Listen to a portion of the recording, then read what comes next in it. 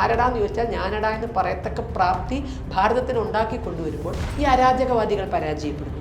മോദി എന്ന വ്യക്തിയാണ് യഥാർത്ഥത്തിൽ ദേശീയവാദി. ആരാണ്? പാലസ്തീൻ്റെ പതാക പറിച്ചു നിൽക്കുന്ന ആളാണ് ദേശീയവാദി. ലോകത്തെ സർവ്വ വിഷയങ്ങളും പറഞ്ഞു പാടുകയും അലറുകയും ചെയ്യുമ്പോൾ പഹൽഗാമിലും മതം നോക്കി വെടിവെച്ചവനെതിരെ പാടുക. അപ്പം ഇവിടെയാണ് ചുംബന സമരം നടന്നത്. എന്തിനു വേണ്ടിയായിരുന്നു? ഈ നാട്ടിൽ ആർക്കാ ചുംബിക്കാൻ സ്വാതന്ത്ര്യമില്ലാത്തത്? ആർത്തവത്തിന് ആർപ്പ് വിളിച്ച് നടന്നു. പെൺകുട്ടികൾ ആദ്യമായിട്ട് ആർത്തവം നടന്നാൽ നാദസ്വരത്തോടുകൂടി താലപ്പൊലിയോടുകൂടി എഴുന്നള്ളിപ്പിച്ചുകൊണ്ടിരുന്ന നാട്ടിൽ എന്തിനു വേണ്ടിയായിരുന്നു ഈ ആർത്തവം നടത്തിയത്? ഇതൊക്കെ നടക്കുന്നതിന് പിന്നിൽ ഒന്നേ ഉള്ളൂ, ഒന്നൊരു സംസ്കൃതിയെ വെല്ലുവിളിക്കുക, മറ്റൊരു അരാജകത്വമാണ്. ശബരിമലയിൽ കോടിക്കണക്കിന് അയ്യപ്പ ഭക്തരെ കരഞ്ഞു വിളിച്ച് അവിടുത്തെ ആചാരം സംരക്ഷിക്കാൻ നിന്നപ്പോൾ ഒന്നോ രണ്ടോ ആക്ടിവിസ്റ്റുകളെ വേഷം കെട്ടിച്ചു കൊണ്ടുപോയതിൻ്റെ പിന്നിൽ എന്തായിരുന്നു? മൊത്തം ഒരു അരാജകത്വമാണ്. അപ്പോൾ ഇവിടെ എത്തുന്ന അരാജകത്വത്തിനൊരു ഭീഷണിയാണ് ഇപ്പോഴത്തെ കേന്ദ്ര ഗവൺമെൻറ്. കൗമാരപ്രായം പിന്നിടാത്ത കുട്ടികളെ അടക്കം വിളിച്ചുകൊണ്ട് മാതൃകയാക്കി കാണിച്ചു കൊടുക്കേണ്ടത് ഞാൻ കഞ്ചാവ് ഉപയോഗിച്ചു എന്ന് പറയുന്ന ഒരാളെയല്ല, ബാക്കി ഒരാളെ കേരളത്തിൽ കിട്ടുന്നില്ലെങ്കിൽ അത് കേരളത്തിൻ്റെ ഗതികേട് എന്ന് മാത്രമേ എനിക്ക്. സനാതനധർമ്മവുമായി ബന്ധപ്പെട്ട കാര്യങ്ങൾ എത്ര കാലം കഴിഞ്ഞാലും ചെന്നായ പറഞ്ഞ പോലെ നീയല്ലെങ്കിൽ നിന്നട തള്ള എന്ന് പറഞ്ഞാൽ അതിന് മാർക്കറ്റുണ്ട്. വർഗീയത പറഞ്ഞത് ആപത്താണ്, ജാതീയത പറഞ്ഞാൽ ആപത്താണ്. അതെന്താ അങ്ങനെ വരുന്നത്? എം മണിയെ പോലുള്ളവർ, ജയരാജനെ പോലുള്ളവർ, അവരൊന്നും ഭാഷ പറയുമ്പോൾ അവർക്കത് അല്ല, അവര് പറഞ്ഞോട്ടെ, ശശികല ടീച്ചർ പറയുന്നത്, വേടൻ പറഞ്ഞോട്ടെ, ശശികല ടീച്ചർ പറയുന്നത്. അപ്പൊ ശശികല ടീച്ചർക്ക് കുറച്ചും കൂടെ സമാജം എന്തൊക്കെ ഒരു സ്ഥാനം നൽകുന്നു. കഞ്ചാവ് ഉപയോഗിക്കണേക്കാൾ വലിയ തെറ്റൊന്നുമല്ലല്ലോ അത് ഉപയോഗിക്കുന്ന ആളെ കഞ്ചാവ് പൊളി എന്ന് വിളിക്കുന്നത്. കറുത്ത വർഗ്ഗക്കാരൻ്റെ പാട്ടിനെയാണ് ഇത്ര ഞാൻ പറഞ്ഞത്. അപ്പോഴും ഞാനൊന്ന് ആനന്ദിച്ചു, കാരണം ഞാൻ വിളിച്ചിട്ട് അതുകൊണ്ടാണ്. ഒരു 10-15 വർഷത്തിന് മുമ്പ് ആ കുട്ടി അനുഭവിച്ച കാര്യങ്ങളാണ് ഈ പറയുന്നത്. കൃത്യമായി ലൊക്കേറ്റ് ചെയ്യണം, എവിടെയാണ് കുട്ടി വളർന്നത്, ആയതാണ് ആയർക്കാൻ. ജാത്യാധിക്ഷേപം കാണിച്ചിട്ടുണ്ടെങ്കിൽ, നിറത്തിൻ്റെ പേരിൽ മാറ്റി നിർത്തിയിട്ടുണ്ടെങ്കിൽ ആ അധ്യാപകനെ ടെർമിനേറ്റ് ചെയ്യണം, അത് പറയണം. അതല്ലാതെ സമാജത്തെ ഭിന്നിപ്പിക്കരുത്. അല്ലെ, ഇവരുടെയൊക്കെ പുരോഗമനവും അല്ലെങ്കിൽ ആക്ടിവിസ്റ്റും ഒക്കെ അത് തരം പോലെയാണ്. ബിന്ദു കഞ്ചാവ് അടിച്ചിരുന്നെങ്കിൽ ഒരു പക്ഷേ ബിന്ദുവിന് വേണ്ടി ഇവർ പറയുമായിരുന്നു. ബിന്ദു ഒരു സാധാരണ സ്ത്രീയാണ്, അവരെ പുറകെ പോയിട്ട് എന്ത് കാര്യം? അത് ഒരു വീട്ടുവേലയ്ക്ക് നിൽക്കുന്ന സ്ത്രീ. അയ്യോ, അതൊക്കെ നമുക്ക് അപമാനമല്ലേ? ജാതിയാണ് കൺസേൺ എങ്കിൽ ബിന്ദുവിന് നീതി കിട്ടണമായിരുന്നു. സ്ത്രീയാണ് കൺസേൺ എങ്കിൽ ബിന്ദുവിന് നീതി കിട്ടണമായിരുന്നു. അപ്പോൾ അതൊന്നുമല്ല കൺസേൺ. ഇവിടെ ഹിരൺദാസ് VIP ആവണത് ഇതൊന്നുമല്ല പരിഗണിച്ചിരിക്കുന്നത് എന്നുള്ളതാണ്. നമസ്കാരം. ഹിന്ദു ഐക്യവേദി മുഖ്യ രക്ഷാധികാരി KP ശശികല ടീച്ചറാണ് ഇന്ന് എനിക്കൊപ്പം ഉള്ളത്. ടീച്ചറെ നമസ്കാരം. നമസ്തേ. വേടനുമായി ബന്ധപ്പെട്ടിട്ടുള്ള വിഷയങ്ങൾ കഴിഞ്ഞ കുറച്ച് ദിവസങ്ങളായി വലിയ രീതിയിൽ ചർച്ചയായിക്കൊണ്ടിരിക്കുകയാണ്. കഴിഞ്ഞ ദിവസം ടീച്ചർ നടത്തിയൊരു പരാമർശം വീണ്ടും ആ വിഷയത്തിലേക്ക് കടന്നു വരികയും വലിയ രീതിയിൽ അത് ചർച്ചയാവുകയും ചെയ്തു. അതിന് വേടൻ മറുപടി തന്നിരുന്നു. ടീച്ചർ പറഞ്ഞത് എന്താ പറയുക, BJPയും നാഷണലിസവും തമ്മിലൊരു ബന്ധവുമില്ല എന്നുള്ള രീതിയിലൊരു പ്രതികരണം വരികയുണ്ടായി. വേടന്റെ രാഷ്ട്രീയത്തെ പേടിക്കുന്നത് കൊണ്ടാണ് ടീച്ചർ അങ്ങനെ പ്രതികരിച്ചത് എന്ന് പറയുകയുണ്ടായി. വേടന്റെ രാഷ്ട്രീയത്തെ പേടിയുണ്ടോ? കുട്ടി പറഞ്ഞതിൽ കുറച്ച് വാസ്തവമുണ്ട്. എനിക്ക് വേടൻ്റെ രാഷ്ട്രീയത്തെ പേടിയുണ്ട്. പക്ഷേ ഞാൻ അവിടെ പരാമർശിച്ചത് പേടിച്ചിട്ടൊന്നുമല്ല. കാരണം അത് ഞങ്ങൾ നടത്തിയിരുന്നത് പട്ടികജാതി പട്ടികവർഗ വിഭാഗക്കാരുടെ ആനുകൂല്യങ്ങൾ സമയത്ത് കൊടുക്കണം എന്നാവശ്യപ്പെട്ടുകൊണ്ട് ലാപ്സ് ആക്കരുത് എന്നൊക്കെ ആവശ്യപ്പെട്ട് നടത്തിയിരുന്ന കളക്ട്രേറ്റ് ധർണയായിരുന്നു. അതിനകത്ത് പരാമർശ വിഷയമായതാണ്. അവരുടെ ഫണ്ട് വകമാറ്റരുത് എന്ന നിലയിലാണ് പറഞ്ഞത്. അതായത് അദ്ദേഹത്തെ ഭയം എന്നല്ല ഞാൻ അവിടെ സംസാരിച്ചത്. പക്ഷേ ഈ കുട്ടി ചോദിച്ചതിൽ എനിക്ക് കുറച്ച് ശരിയാണ്. കാരണം അങ്ങനെ ഒരു രാഷ്ട്രീയം ഉണ്ടെങ്കിൽ, രാഷ്ട്രീയം ഉണ്ടോ എന്ന് എനിക്കറിയില്ല, ഉണ്ടെങ്കിൽ ഞാൻ ആ രാഷ്ട്രീയത്തെ ഭയക്കുന്നുണ്ട്. അത് സത്യം. കാരണം രാഷ്ട്രീയം രാഷ്ട്രത്തിന് വേണ്ടിയുള്ളതാകണം എന്ന് ചിന്തിക്കും. ലങ്കൻ പുലികൾ ദാഹം തീർക്കാതെ അലയുന്നു, ആ രാഷ്ട്രീയത്തെ ഞാൻ ഭയക്കണ്ടേ? നമ്മുടെ ഒരു പ്രധാനമന്ത്രിയെ നമ്മൾ കൊടുത്തതാണ് അതിന്. ആ ദാഹം തീരാത്ത പുലികൾക്ക്, ലങ്കൻ പുലികൾക്ക് ഒരു പ്രധാനമന്ത്രിയെ കൊടുത്ത രാഷ്ട്രമാണ് നമ്മൾ. എനിക്ക് ഭയമുണ്ട്. കാരണം വലിയ ദൂരമില്ല ശ്രീലങ്കയിൽ നിന്ന് കേരളത്തിലേക്ക്. അപ്പോൾ ഇവിടെ ഇപ്പോഴും ലങ്കൻ പുലികൾ ദാഹം തീരാതെ അലയുന്നു എന്ന് പറഞ്ഞാൽ എനിക്കതിൽ ഭയമുണ്ട്. അതുപോലെ തന്നെ പിന്നെ ഇസ്ലാമിക ജിഹാദിസത്തെ വാരിപ്പുണർന്നുകൊണ്ട് ഹിന്ദുധർമ്മം എന്ന് പറഞ്ഞാൽ അത് ജനാധിപത്യപരമല്ല എന്നും, അപ്പോൾ മറ്റൊന്നിനെയും പറയാതെ മറ്റേ ഹമാസ് പോലുള്ളതിനെയൊക്കെ പിന്തുണച്ചുകൊണ്ട് നിൽക്കുന്ന ഒരു രാഷ്ട്രീയത്തെ എനിക്ക് ഭയമുണ്ട്. കാരണം 1921 മറികടന്ന് പോകുന്ന സ്ഥലമാണ് ഇതൊക്കെ. അപ്പോൾ അതുകൊണ്ട് തന്നെ എനിക്ക് ആ രാഷ്ട്രീയത്തെ നല്ല ഭയമുണ്ട്. അതുപോലെ തന്നെ നമ്മുടെ കേരളം കരകാണ കടലിലാണ് ലഹരിയിൽ കിടക്കുന്നത്. അപ്പോൾ ഈ ലഹരി ഉപയോഗിച്ചൊരു വ്യക്തിയെ ലഹരി വേണ്ട എന്നതിൻ്റെ അംബാസഡറാക്കി ഭരണകൂടം കൊണ്ടുവരുന്ന രാഷ്ട്രീയത്തെ എനിക്ക് നല്ല ഭയമുണ്ട്. എങ്ങനെ ഇനി വരുന്ന, ഞാനൊരു അമ്മയാണ്, അമ്മൂമ്മയാണ്, എങ്ങനെയാണ് ഇനി വരുന്ന കുട്ടികളെ ഇതിന് രക്ഷപ്പെടുത്തേണ്ടത് എന്നുള്ള ഒരു ഭ്രാന്തമായ അന്വേഷണത്തിൽ നമ്മൾ നിൽക്കുമ്പോൾ അതിൻ്റെ ബ്രാൻഡ് അംബാസഡറായിട്ട് ലഹരി ഉപയോഗിച്ചു, എനിക്ക് തെറ്റുപറ്റി എന്ന് പറയുമ്പോൾ എൻ്റെ മനസ്സിലെ പേടി അതാണ് എല്ലാവരും ആഘോഷിക്കുന്നത്. വേടൻ തെറ്റ് സമ്മതിച്ചു. അങ്ങനെയാണെങ്കിൽ ഞാൻ ചോദിക്കട്ടെ, ഇന്നലെ 4 വയസ്സായ ഒരു കുട്ടിയെ പുഴയിലെറിഞ്ഞ് അമ്മ കൊന്നിട്ടുണ്ട്. ആ കുട്ടിയെ ഒരു 2 വയസ്സ് മുതൽ ആ കുട്ടിയുടെ പിതൃ സഹോദരൻ പീഡിപ്പിച്ചിരുന്നു എന്നാണ്. വാക്കുകളെ കൊണ്ടല്ല, അക്ഷരാർത്ഥത്തിൽ ശാരീരികമായി പീഡിപ്പിച്ചിട്ടുണ്ട്. പക്ഷെ അതിന്ന് പറഞ്ഞപ്പോൾ ആ വ്യക്തി പറഞ്ഞത് എന്താ, എനിക്ക് തെറ്റുപറ്റിയെന്ന്. അതിനെ കരഞ്ഞുകൊണ്ടാണ് പറഞ്ഞത് എനിക്ക് തെറ്റുപറ്റി. നമുക്ക് എന്ത് ചെയ്യാം? കുട്ടികൾക്കെതിരെയുള്ള അതിക്രമങ്ങൾക്ക് എതിരെ സർക്കാർ നടത്തുന്ന ബോധവൽക്കരണത്തിൻ്റെ അംബാസഡറായി ആ വ്യക്തിയെ വെക്കാം. കാരണം ആ വ്യക്തി തെറ്റ് പറഞ്ഞല്ലോ, എനിക്ക് തെറ്റുപറ്റി പോയി എന്ന് പറഞ്ഞല്ലോ. 2 വയസ്സുള്ളൊരു പിഞ്ചു കുട്ടിയെ തൊട്ട് ശാരീരികമായി ഉപയോഗിച്ചൊരു വ്യക്തി അത് അറിഞ്ഞപ്പോൾ പറഞ്ഞു എനിക്ക് തെറ്റുപറ്റി. പിന്നെ കഞ്ചാവ് പിടിച്ചപ്പോൾ പറഞ്ഞു എനിക്ക് തെറ്റുപറ്റി. അപ്പോൾ ആ തെറ്റുപറ്റിയ ആളെ ബ്രാൻഡ് അംബാസഡർ ആക്കാമെങ്കിൽ നാളെ ഇദ്ദേഹത്തെയും ഈ കുട്ടികൾക്കെതിരെയുള്ള അതിക്രമങ്ങൾക്കെതിരെ സർക്കാർ നടത്തുന്ന പ്രചരണ പരിപാടികളിൽ ഈ വ്യക്തിയെ നമുക്ക് ബ്രാൻഡ് അംബാസഡറായിട്ട് നിയമിക്കാം. അതുപോലെ തന്നെ നമ്മൾ അങ്ങനെ ഓരോരുത്തരെയും നമ്മൾ എടുക്കാം നമുക്ക്. കാരണം ഒരു പക്ഷേ വേണമെങ്കിൽ നമുക്ക് ഇപ്പോഴും ഉണ്ട്, മറ്റേ ഗോവിന്ദസ്വാമിയൊക്കെ ജയിലിൽ കിടക്കുന്നുണ്ട്. ഗോവിന്ദസ്വാമിയൊക്കെ നമുക്ക് സ്ത്രീ സംരക്ഷണത്തിൻ്റെ ബ്രാൻഡ് അംബാസഡറായിട്ട് കൊണ്ടുവരാം. വേണമെങ്കിൽ അദ്ദേഹം തെറ്റുപറ്റി എന്ന് പറയും. കോടതിയിൽ തെറ്റ് സമ്മതിക്കാത്തവരാരാ ഉള്ളത്? ഇപ്പോൾ ഇന്ന് ജയിലുകളിൽ 100 കണക്കിന് ആളുകൾ കിടക്കുന്നുണ്ട്. അവരോടും ചോദിച്ചു നോക്കുക, അവരൊക്കെ തെറ്റ് സമ്മതിക്കും. തെറ്റുപറ്റി, ക്ഷമിക്കണം എന്ന് പറയാത്തവരായി ആരുമില്ല. അപ്പോൾ അത് തെറ്റുപറ്റിയതാകാം, ആ വ്യക്തി മാറാൻ ഉദ്ദേശിച്ചിട്ടുണ്ടാകാം, മാറട്ടെ, അത് നമുക്ക് സന്തോഷമുള്ള കാര്യമാണ്. പക്ഷെ അത്തരം തെറ്റ് പറ്റാത്തൊരു വ്യക്തിയെ കിട്ടില്ലേ ബ്രാൻഡ് അംബാസഡറാക്കാൻ? എത്രയോ പേരുണ്ടല്ലോ. ഇതൊന്നും കൈകൊണ്ട് തൊടാത്ത വ്യക്തികൾ ഉണ്ടാവില്ലേ? അവരെയല്ലേ ബ്രാൻഡ് അംബാസഡർ ആക്കേണ്ടത്? ആ ഒരൊറ്റ ചോദ്യമേ എൻ്റെ മനസ്സിലുള്ളൂ. അപ്പോൾ ആ രാഷ്ട്രീയത്തെ ഞാൻ ഭയക്കുന്നു. കാരണം അപാര സ്വാധീനമാണ്.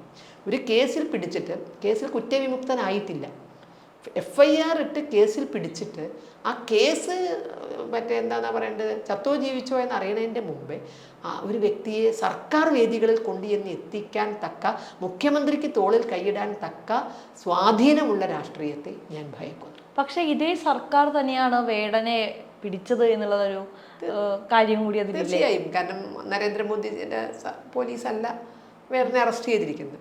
അപ്പോൾ എനിക്ക് തോന്നുന്നു അതൊരു നാടകമായിരുന്നു എന്ന് പറഞ്ഞാൽ കൂടുതൽ പബ്ലിസിറ്റി കിട്ടാൻ വേണ്ടി, വേടനെ ഒരു ടൂളായി ഉപയോഗിക്കാൻ വേണ്ടി ഈ അറസ്റ്റ് ഒരു നാടകമായിരുന്നുവോ എന്ന സംശയം എനിക്കുണ്ട്. അറസ്റ്റ് ആരെങ്കിലും പറ്റിച്ചതായിരുന്നുവെങ്കിൽ എനിക്ക് ആ വ്യക്തിയോട് സഹതാപമുണ്ട്. പക്ഷെ ആ വ്യക്തി കുറ്റം സമ്മതിച്ചു. ഞാൻ മയക്കുമരുന്ന് ഉപയോഗിച്ചിരുന്നു, ഞാൻ കൈവശം വെച്ചിട്ടുണ്ട് എന്നാൽ ആ വ്യക്തി കുറ്റസമ്മതം എന്നെ ഒരാൾ പറ്റിച്ചതാണ് എന്ന് പറഞ്ഞാൽ ആ വ്യക്തിയോട് സഹതാപം ഉണ്ടാകുമായിരുന്നു. പക്ഷെ എന്നോട് പറ്റിച്ചതാണെന്നല്ല പറഞ്ഞത്. ഇപ്പം നമുക്കറിയാം, ഒരു ബ്യൂട്ടീഷ്യനെ ബന്ധു തന്നെ പറ്റിച്ചത് നമ്മൾ അറിഞ്ഞു, അത് പറ്റിച്ചതാണ്. ഇവർക്കത് അതും ആ വ്യക്തി പരിപൂർണമായി കുറ്റവിമുക്തമാകുന്നത് വരെ സംശയത്തിൻ്റെ നിഴലിലാണ് നിന്നിരുന്നത്. അപ്പോൾ ഇങ്ങനെയല്ല പറഞ്ഞത്, എനിക്ക് തെറ്റുപറ്റി എന്ന് പറഞ്ഞ ഒരാളെ ആ വാചകങ്ങൾ പറഞ്ഞ നാവ് വായലിടുന്നതിന് മുമ്പ് ഇടുക്കിയിൽ കൊണ്ടുപോയി സർക്കാരിൻ്റെ അതിഥിയാക്കി. പാലക്കാട് അതിഥിയാക്കിയത് പട്ടികജാതി പട്ടികവർഗ വികസന വകുപ്പിൻ്റെ പരിപാടിയിലാണ്. പട്ടികജാതി പട്ടികവർഗ വികസന വകുപ്പ് അവരുടെ ഫണ്ട് ചെലവഴിച്ച് നടത്തുന്ന പരിപാടിയിലാണ് ഈ കലാരൂപം കൊണ്ടുപോയി. ഈ 2 കാര്യം ഞാൻ പറഞ്ഞിട്ടുള്ളൂ. എനിക്ക് റാപ്പിനെ പറ്റി ഒന്നും പറയാനറിയില്ല. എനിക്ക് ഈ വ്യക്തിയെ അറിയാൻ വയ്യ. ഈ വ്യക്തിയെ ഞാൻ ഈ കഞ്ചാവ് കേസിൽ അറസ്റ്റ് ചെയ്യുമ്പോൾ എനിക്ക് അപരിചിതനാണ് ഈ വ്യക്തി. പക്ഷെ അതിനു മുൻപ് ഒരു ലൈംഗിക ആരോപണമുണ്ട്. അത് ഞാൻ സത്യം പറഞ്ഞാൽ കേട്ടിട്ടില്ല. ഇതിന് ശേഷമാണ് എനിക്ക് ഈ വ്യക്തി അപരിചിതനാണ്, എനിക്ക് ഇങ്ങനെ ഒരു കലാരൂപം അപരിചിതനാണ്. പക്ഷേ ഞാൻ വംശനാശ ഭീഷണി നേരിടുന്ന ഏതെങ്കിലും കൂട്ടത്തിൽപ്പെട്ടതായതുകൊണ്ടാണോ എനിക്കറിയാൻ വയ്യ. എനിക്ക് ഈ കലാരൂപം അറിയാൻ വയ്യ, ഈ വ്യക്തിയെ അറിയാൻ വയ്യ. പിന്നെ ഞാൻ എന്തിനാണ് അതിനെതിരെ പറയുന്നത്? പക്ഷേ ഈ 2 കാര്യങ്ങളിൽ എനിക്ക് അഭിപ്രായമുണ്ട്. പട്ടികജാതി പട്ടികവർഗ വികസന വകുപ്പിൻ്റെ ഫണ്ട് ഉപയോഗിച്ച് നടത്തേണ്ട ഒരു കലാരൂപമല്ല റാപ്പ്. അതുപോലെ തന്നെ അത്തരമൊരു പരിപാടിയിൽ കൗമാരപ്രായം പിന്നിടാത്ത കുട്ടികളെ അടക്കം വിളിച്ചുകൊണ്ട് മാതൃകയാക്കി കാണിച്ചു കൊടുക്കേണ്ടത് ഞാൻ കഞ്ചാവ് ഉപയോഗിച്ചു എന്ന് പറയുന്ന ഒരാളെയല്ല. ബാക്കി ഒരാളെ കേരളത്തിൽ കിട്ടുന്നില്ലെങ്കിൽ അത് കേരളത്തിൻ്റെ ഗതികേട് എന്ന് മാത്രമേ എനിക്ക്. കാരണം കഞ്ചാവ് ഉപയോഗിക്കാത്ത ഒരാളെ ഇതിലേക്ക് കിട്ടാനില്ല, അമ്പ് കൊള്ളാത്തവരില്ല കുരുക്കളിൽ എന്ന അവസ്ഥ കേരളത്തിനായെങ്കിൽ അതിനുത്തരം പറയേണ്ടത് കേരളത്തിൻ്റെ ഭരണകൂടമാണ്. തീർച്ചയായിട്ടും. ടീച്ചർ പറഞ്ഞ ഒരു വാക്കാണ് എനിക്ക് തോന്നുന്നു പലരെയും വലിയ രീതിയിൽ രോഷാകുലരാക്കിയിരിക്കുന്നത്.